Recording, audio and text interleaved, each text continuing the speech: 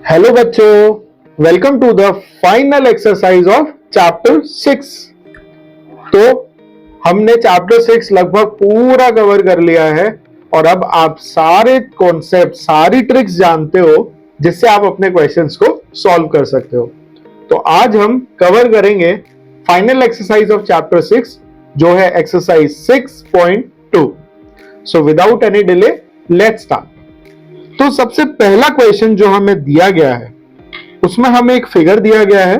इस फिगर के अंदर तीन एंगल्स मार्क्ड है, angle x, angle y and angle z. अब हमें यह दिया गया है कि given that if A B is parallel to C D, A B और सी डी दो लाइंस है जो एक दूसरे के पैरेलल है, और C D and E F are parallel to each other, और y/z का जो रेशियो है वो 3:7 है। Find x। तो देखिए, सबसे पहले इस पर्टिकुलर क्वेश्चन में हमें जो भी डिटेल्स दी हुई है हम उनको थोड़ा अच्छी तरीके से अपने माइंड में सेट कर लेते हैं। हमें दिया है ए बी पैरेलल है सी डी के और सी डी पैरेलल है ई एफ के।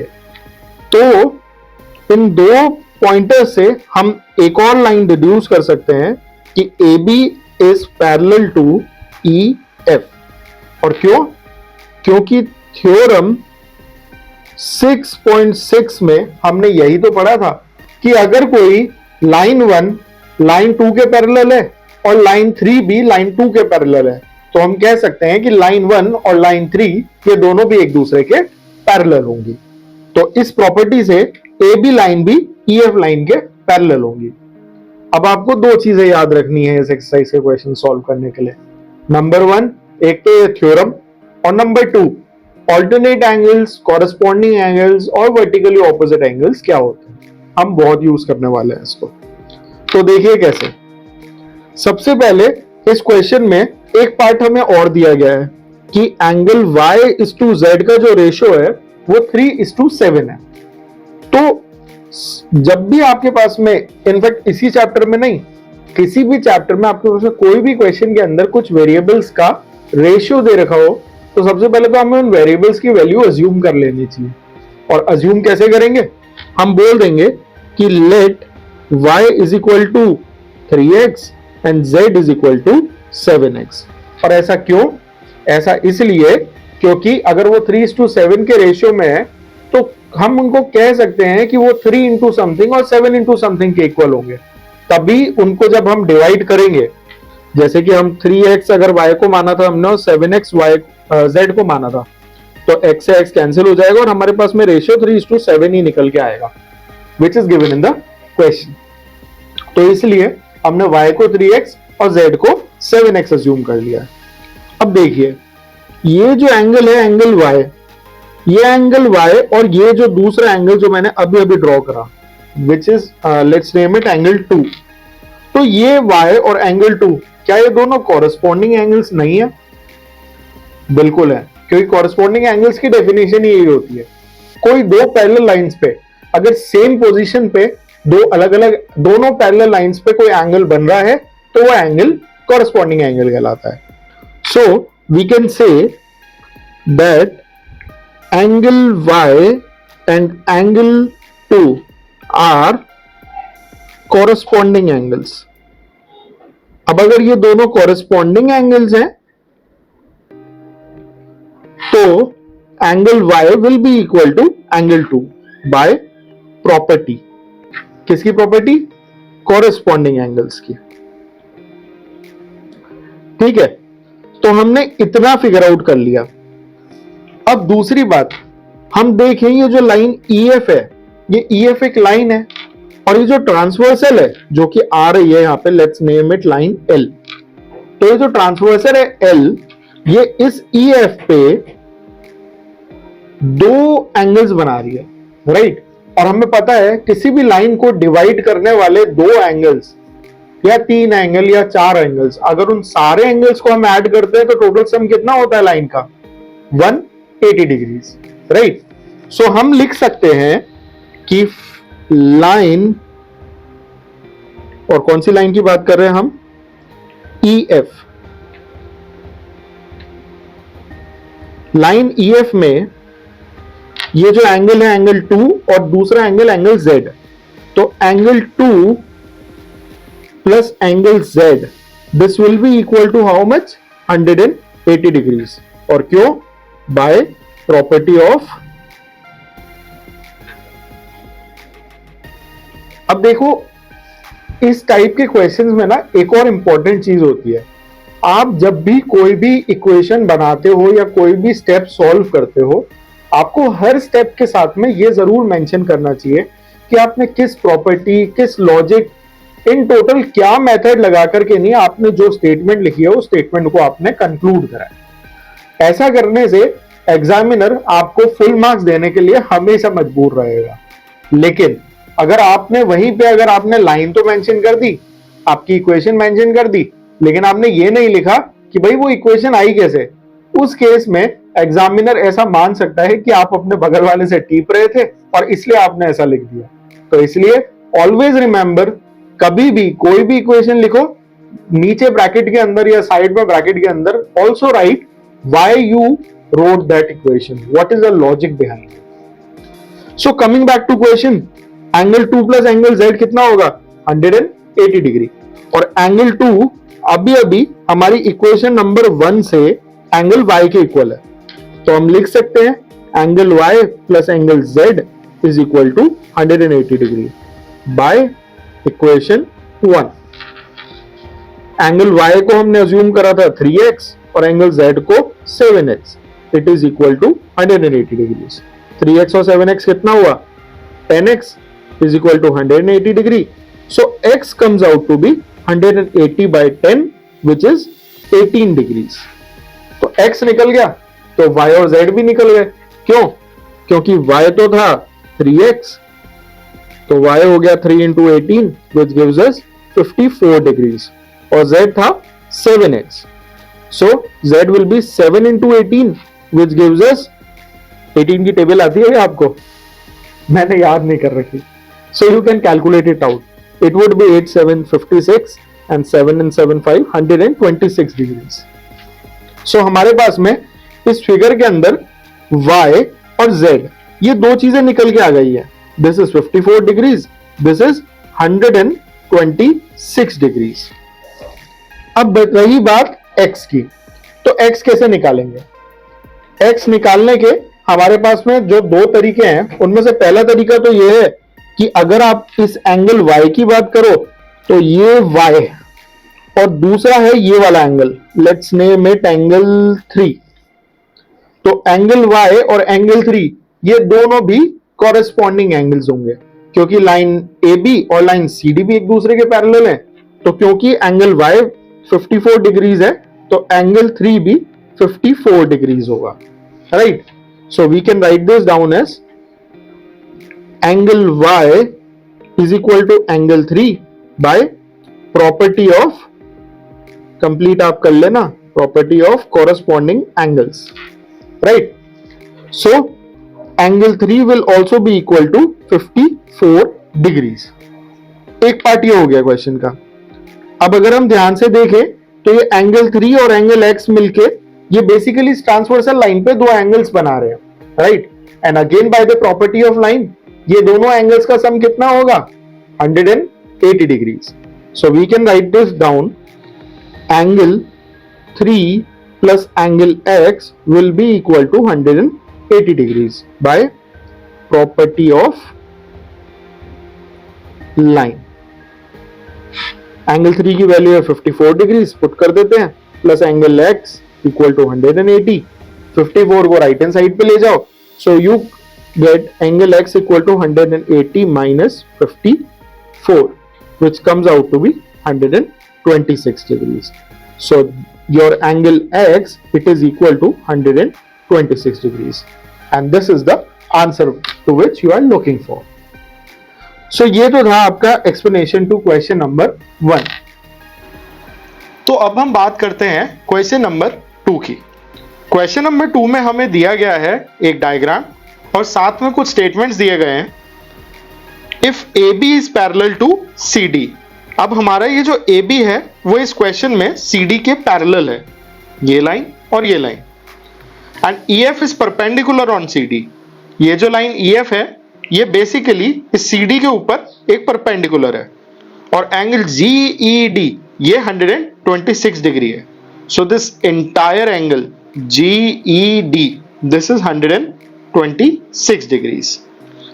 We need to find angle AGE यानी कि ये वाला angle. Let's name it angle number 1. Angle GEF is this small angle. Let's name it angle number 2. And angle FGE this is this one, that is angle number 3. So देखिए इसको solve करने के लिए सबसे पहले तो हम बात करते हैं एंगल GED की. एंगल GED, एंगल GED को हम ध्यान से देखें तो ये बेसिकली दो एंगल्स के सम से बना है. Angle GEF plus angle FED, right. अगर इस पूरे एंगल की मैं बात करूं GED तो ये दो एंगल्स के सम से बना है. एंगल GEF ये वाला angle and angle FED which is this angle. इसमें से ये जो एंगल FED है ये हमें ऑलरेडी क्वेश्चन में दे रखा है 90 डिग्रीज है और angle GED that is also given it's 126 degrees. तो 126 degree is equal to angle GEF plus 90 degree. ये 90 डिग्री को उस साइड ले जाते हैं और इक्वेशन को फ्लिप कर देते हैं. So this becomes angle GEF equal to 126 minus 90 degrees which gives me 36 degrees. So ये वाला जो एंगल है angle 2 this is equal to 36 degrees. एक पार्ट तो सॉल्व हो गया हमारे क्वेश्चन का. अब बात करते हैं दूसरे पार्ट की. Let's now pick this angle AGE. So this angle AGE this will be equal to angle GED यानी कि ये वाला एंगल. और ऐसा क्यों होगा आप कमेंट सेक्शन में बताओगे किस टाइप के एंगल्स हैं. Yes, if you are guessing that these are alternate angles you are right. Angle AGE और एंगल GED एक दूसरे के साथ में एक्चुअली ऑल्टरनेट एंगल्स फॉर्म कर रहे हैं. सो बाय ऑल्टरनेट एंगल्स प्रॉपर्टीज ये दोनों एंगल्स एक दूसरे के इक्वल होंगे. तो यहां से हमारा एंगल GED ये ऑलरेडी क्वेश्चन में 126 डिग्रीज दिया हुआ है. तो angle AGE will be equal to 126 degrees. So this is the part 2 of the question. हमने दो पार्ट ऑलरेडी सॉल्व कर लिए हैं, एक GE और GEF. अब फाइनली हमें एंगल FGE यानी कि ये थर्ड एंगल ये फाइंड आउट और करना है. तो ये फाइंड आउट करने के लिए अगर हम ध्यान दें तो ये जो AGF ये जो लाइन बन रही है ये बेसिकली एक लाइन है, करेक्ट. और इस लाइन के ऊपर एक रे है जो इसको दो पार्ट में डिवाइड कर रही है, राइट. तो ऐसे में इन दोनों एंगल्स एंगल 1 प्लस एंगल 3 का जो सम होगा that will be equal to 180 degrees. Why? Because this is the property of a line. तो यहां से हम इसको लिख सकते हैं कि angle AGE plus angle EGF. Now angle AGE plus angle FGE इन दोनों का सम होगा 180 degrees. Why? Because this is the property of a line. अब हमें एंगल AG ही जस्ट इससे ऊपर वाले स्टेप में हमने कैलकुलेट करा है. It was equal to 126 degrees. वो हम यहां पे पुट कर देते हैं. तो 126 degrees plus angle FGE equal to 180 degrees. So angle FGE will come out to be 180 minus 126 which gives me 54 degrees. So this is the part 3 of the question. तो इस तरीके से हम इस क्वेश्चन को सॉल्व कर सकते हैं. सो अब बात करते हैं हम क्वेश्चन नंबर 3 की. क्वेश्चन नंबर 3 में हमें दिया गया है कि PQ is parallel to ST. यानी ये जो लाइन है PQ this is actually parallel to ST. और साथ में एंगल PQR जो है this angle is equal to 110 degrees. और एंगल RST ये एंगल 130 डिग्रीज है. हमें एंगल QRS यानी कि जो डिप्रेशन में एंगल बन रहा है ना, we need to find this angle. और साथ ही साथ हमें क्वेश्चन में एक हिंट भी दी गई है। हिंट में हमें कहा गया है draw a line parallel to S T. S T के पैरेलल हमें एक लाइन बनानी है जो कि पॉइंट आर से होके गुजरती हो। सो लेट्स सपोज अगर हम ये लाइन बनाते हैं, so this is the line, let's name it A B. तो ये वो लाइन है जो कि एस टी के तो पैरेलल है और आर से होती हुई गुजरती है। Now let's start the question. सबसे पहले हम एक थ्योरम को एस्टैब्लिश करते हैं जो कि हमारी थ्योरम 6.6 है। हमें क्वेश्चन में दिया हुआ है कि S T is parallel to P Q, this is given, and S T is also parallel to A B. Why? क्योंकि हमने तो खुद ही ने उसको कंस्ट्रक्ट किया है, तो by construction this will be parallel. So S T is parallel to P Q and S T is also parallel to A B. So PQ will also be parallel to AB by theorem 6.6। 6.6 theorem में हमने यही तो पढ़ा है कि अगर line 1 line 2 के parallel है और लाइन 1 लाइन 3 के भी पैरेलल है तो ऑटोमेटिकली लाइन 2 भी लाइन 3 के पैरेलल होगी। सो इस तरीके से हमने इस फैक्ट को एस्टैब्लिश किया। अब हमें क्या करना है, हमें एक एक करके जो पैरेलल पेयर्स ऑफ लाइन है उनको पिक करना है। सबसे पहले let's talk about line S T and A B. S T और ए बी लाइन के अंदर ये दोनों लाइंस पैरेलल हैं, तो अगर आप ध्यान दो तो ये जो एस टू आर जो लाइन बन रही है, this one, this will be what, this is actually the transversal in this case. So S R is a transversal, और अगर ये ट्रांसवर्सल है तो एंगल टी एस आर और एंगल एस आर बी, ये दोनों एंगल्स का जो सम है वो इक्वल होगा 180 डिग्रीज के। Angle T S R plus angle S R B, this will be equal to 180 degrees. और ये 180 क्यों होगा? Because these are interior angles, और इंटीरियर एंगल्स की प्रॉपर्टी क्या होती है कि जो भी एंगल्स पैरेलल लाइंस के ट्रांसवर्सल के सेम साइड पे लाए कर रहे होते हैं उन एंगल्स का सम 180 डिग्रीज होता है। इसमें से हमें angle T S are already question में 130 डिग्रीज दे रखा है, तो लेट्स पुट इट हियर। सो हमने एंगल टी एस आर की जगह पे रख दिया 130 प्लस एस आर बी को एज इट इज रहने देते हैं, तो angle S R B equal to 180 degrees. तो यहां से हमारा एंगल एस आर बी निकल के आता है 180 minus 130 which is 50 degrees. So this is let's say अपना assumption number 1। Now let's talk about second parallel lines. Second parallel lines कौन कौन सी है? एक तो लाइन पी क्यू और एक है line A B. So in line P Q and A B, अब पी क्यू और ए बी लाइन के अंदर ये जो क्यू आर है ये एक्चुअली ट्रांसवर्सल का काम कर रहा है, correct? So we can write it down, Q R is a transversal.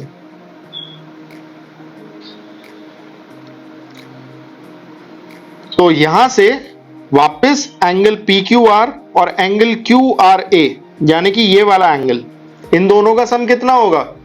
इन दोनों का सम भी 180 होगा। So angle P Q R plus angle Q R A will be equal to 180 degrees.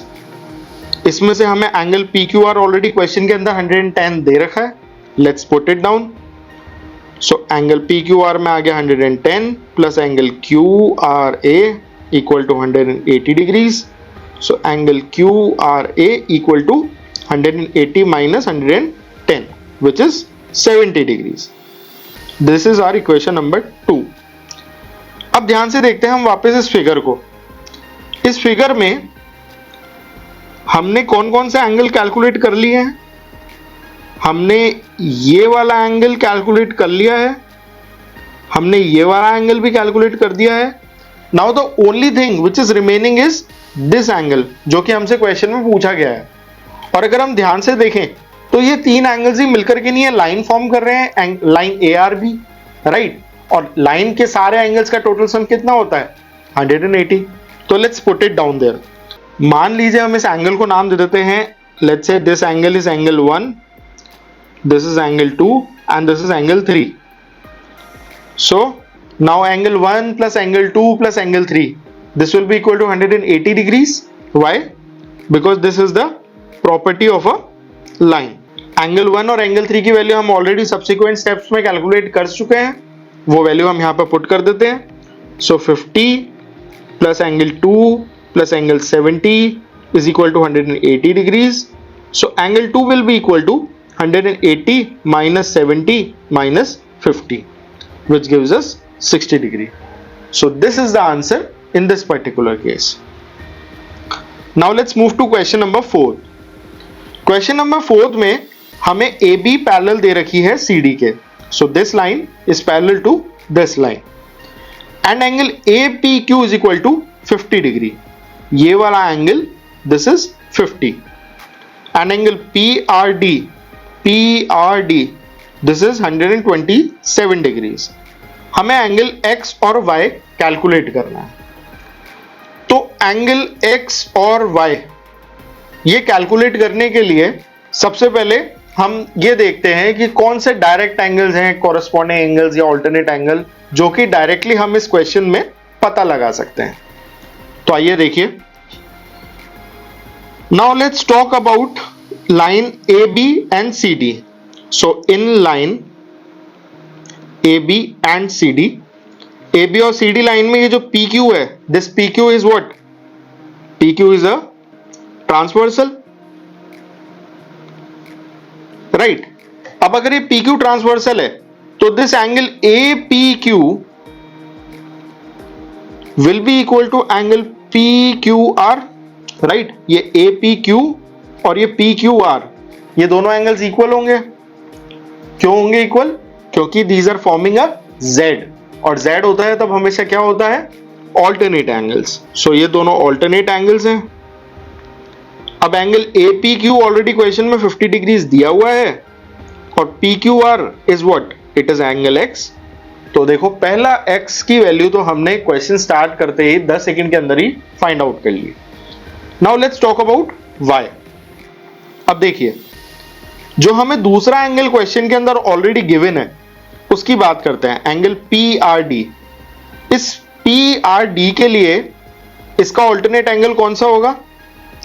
This entire angle, right? Angle APR। क्यों? क्योंकि ये जो PR है, ये PR यहां पे भी ट्रांसवर्सल की तरह काम कर रही है।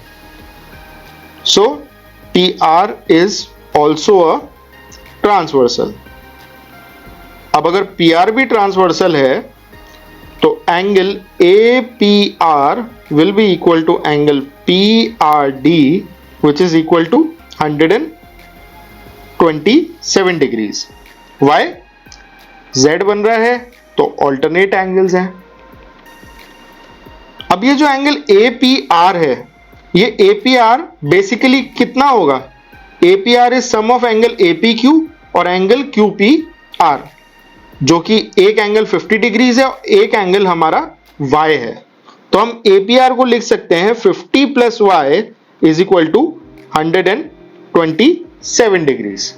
इसको थोड़ा सा सॉल्व कर लेते हैं, Y को इधर छोड़ देते हैं, तो ये बना 127 minus 50 degrees which gives us 77 degrees. So this is the value of Y। इस तरीके से क्वेश्चन नंबर 4 हम सॉल्व कर सकते हैं। Now let's move to the final question of this exercise. Final question में हमें दिया गया है कि there are two mirrors PQ and RS। ये दोनों मिरर्स एक दूसरे के पैरेलल रखे हुए हैं। And incident ray AB strikes on the mirror of PQ। AB रे स्ट्राइक करती है PQ पे and the reflected ray moves along the path BC। जो रिफ्लेक्ट होती है रे वो BC के ऊपर मूव करती है और वापस से वो नीचे वाले मिरर को स्ट्राइक करती है एट पॉइंट C यहां पे, and then reflect back along the line CD। CD के थ्रू वो वापस निकल जाती है। हमें प्रूव करना है कि this line AB is parallel to CD। तो इसको प्रूव करने के लिए और इनफैक्ट इस क्वेश्चन को सॉल्व करने के लिए आपको थोड़ी सी ना साइंस याद होनी चाहिए। साइंस में आपको याद हो तो आपने एक बड़ा प्यारा सा चैप्टर पढ़ा था जिसका नाम था रिफ्लेक्शन। उस रिफ्लेक्शन के अंदर हुआ करते थे लॉज ऑफ रिफ्लेक्शन। तो क्या आपको लॉज ऑफ रिफ्लेक्शन याद है? अगर आपको याद है तो आप उसको कमेंट सेक्शन में पोस्ट कर सकते हो। अगर नहीं भी याद है तो चलो रिवाइज करते हैं। लॉज ऑफ रिफ्लेक्शन में पहला लॉ जो होता है वो ये होता है कि किसी भी गिवन रिफ्लेक्टिंग सरफेस पे angle of incidence is always equal to angle of reflection, right? तो अगर हम यहां पे बात करें, ये जो पहली रे आकर के नहीं बी पे टकराई और टकरा करके नहीं रिफ्लेक्ट हुई, ये इसका जो नॉर्मल है, और नॉर्मल क्या होता है? Normal is basically an imaginary line which is perpendicular to your mirror. आपके मिरर पे परपेंडिकुलर होती है और उस पॉइंट पे जनरेट होती है जिस पॉइंट पे आपकी रे आकर के नहीं इंसिडेंट होती है आपके मिरर का। So let's say this is our BM, this is our normal. तो अगर ये BM नॉर्मल है तो this angle will be equal to this angle, because ये जो एंगल ABM है ये एंगल ऑफ इंसिडेंस है और ये जो एंगल MBC है ये एंगल ऑफ रिफ्लेक्शन है। सबसे पहले तो हम थोड़ा सा कंस्ट्रक्शन कर देते हैं और सेम ऐसे ही हम एक नॉर्मल C पे भी बना देंगे। Let's name it CN। सबसे पहले हम करते हैं construct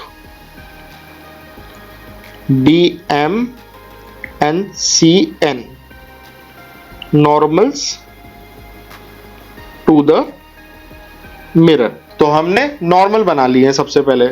now let's name it angle 1, let's name it angle 2, let this be angle 3 and this be angle 4। हमें क्वेश्चन के अंदर ऑलरेडी क्या दिया हुआ है?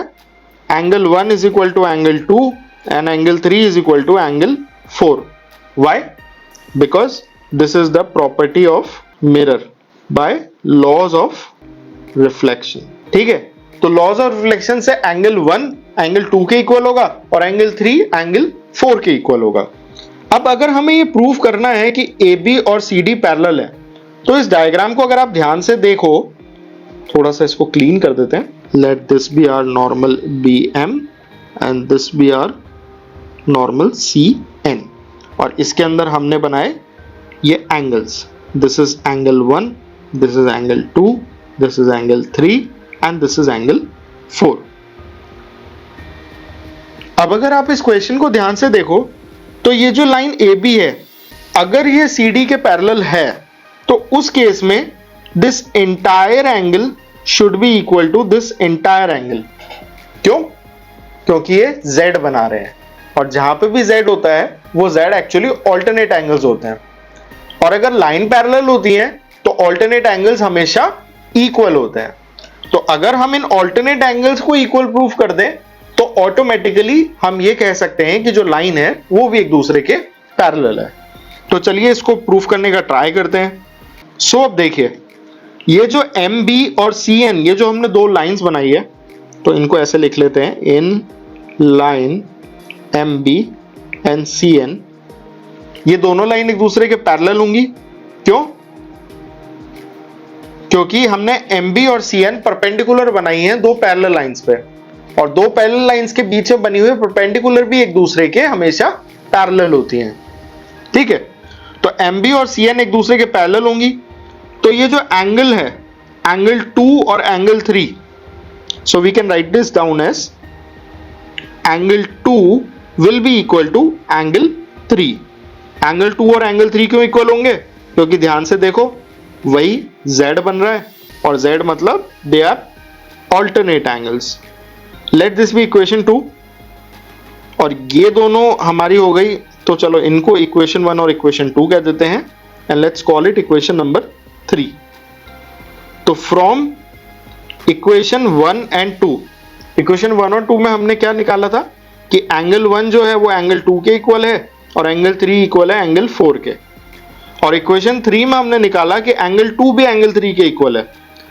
ये इसके इक्वल है, ये इसके इक्वल है और ये इसके इक्वल है। अगर ये चारों ही एक दूसरे के इक्वल हैं तो इसका मतलब क्या हो गया कि ये चारों की चारों एंगल्स ही एक्चुअली बराबर हैं। और अगर ये चारों एंगल्स बराबर हैं तो एंगल 1 प्लस एंगल 2 भी एंगल 3 प्लस एंगल 4 के बराबर होगा, राइट? क्यों? क्योंकि मान लो कि अगर कोई चार बराबर चीज है तो उनमें से अगर हम दो चीज को ऐड करेंगे और दो चीज को एक तरफ ऐड करेंगे, इसको एक अच्छे एग्जांपल से समझते हैं। मान लो आपके पास में 2 रुपीस के 4 कॉइन्स हैं। अगर आप 2 रुपीस के 2 कॉइन को एक तरफ रख दोगे और 2 रुपीस के 2 कॉइन को एक तरफ रख दोगे तो भी दोनों तरफ 4 ही रहेगा, which will again be equal. So that is why हमने 1 और 2 को ऐड करा और 3 और 4 को ऐड करा, और 1 और 2 को ऐड करने पे ये पूरा एंगल बनता है which is equal to this entire angle. So hence we can say कि ये जो दोनों एंगल्स हैं, angle A B C, this angle 1 plus angle 2 is angle A B C, and angle 3 plus angle 4 will be BCD, which is equal to BCD. So we can say line AB is parallel to CD. Why? Because their alternate angles are equal. Hence proved. So that's how you can solve question number 5 of exercise 6.2.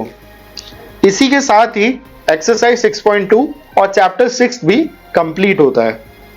आपको अगर इस chapter से related कोई भी doubt होता है, you can post it in the comment section and we'll answer it out. And don't forget to like, share and subscribe the video. Thank you.